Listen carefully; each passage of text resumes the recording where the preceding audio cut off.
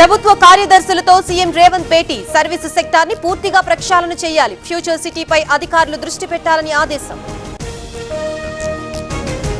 శారదాపీఠం భూములపై ప్రభుత్వం కీలక నిర్ణయం. జలమండలికి చేసిన భూముల కేటాయింపులు రద్దు. సరైన సమాచారం ఇవ్వలేదని అధికారులపై రేవంత్ ఆగ్రహం. భూదాన్పై కార్యకర్తలు సంయమనం పాటించాలి. ప్రతి అర్హుడికి ఇందిరమ్మ ఇల్లు మంజూరు చేస్తాం. అక్రమార్కులపై చట్ట ప్రకారం చర్యలుంటాయన్న తుమ్మల.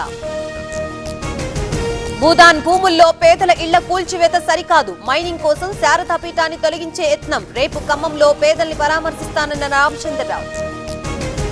మేడారంలో పొంగులేటి సీతక్క పర్యటన. అభివృద్ధి పనులు పరిశీలించిన మంత్రులు. అనంతరం అధికారులతో సమీక్ష. 2 ఏళ్లలో హైదరాబాద్ అభివృద్ధి ఆగిపోయింది. రేవంత్ అక్రమాలు స్కామ్ల వల్లే ఈ పరిస్థితి. వాణిజ్య కార్యకలాపాలు క్షీణించాయన్న కేటీఆర్.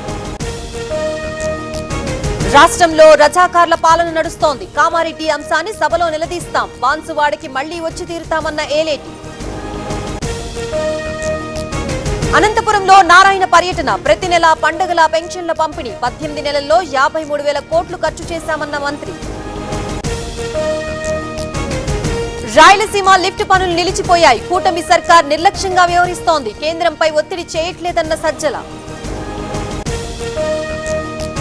సూళ్లూరుపేట ఆర్టీఓ ఆఫీసులో ఏసీబీ దాడులు. ఏసీబీ వలలో సీనియర్ జూనియర్ అసిస్టెంట్లు 40,000 లంచం తీసుకుంటూ పట్టుబడ్డ అధికారులు.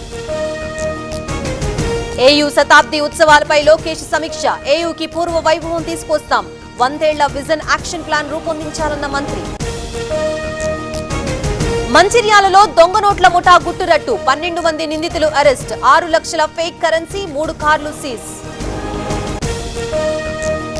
మార్కాపురం జిల్లాలో పెద్ద పులి సంచారం. పాదముద్రలు గుర్తించిన ఫారెస్ట్ సిబ్బంది. భయాందోళనలో గడ్డమీదపాలెం గ్రామస్తులు.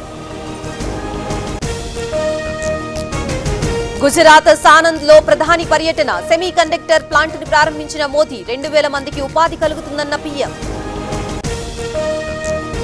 భారత పౌర విమానయాన శాఖ కీలక సమీక్ష. గల్ఫ్ యుద్ధంతో విమానాల రాకపోకలపై ప్రభావం. ఇప్పటికే పలు దేశాల గగనతలాలు మూసివేత. గల్ఫ్ యుద్ధంతో బగ్గుమంటున్న బంగారం, వెండి. ఒక్కరోజే 7,000 పెరిగిన 10 గ్రాముల గోల్డ్. మరోసారి 3 లక్షల మార్కు దాటిన వెండి.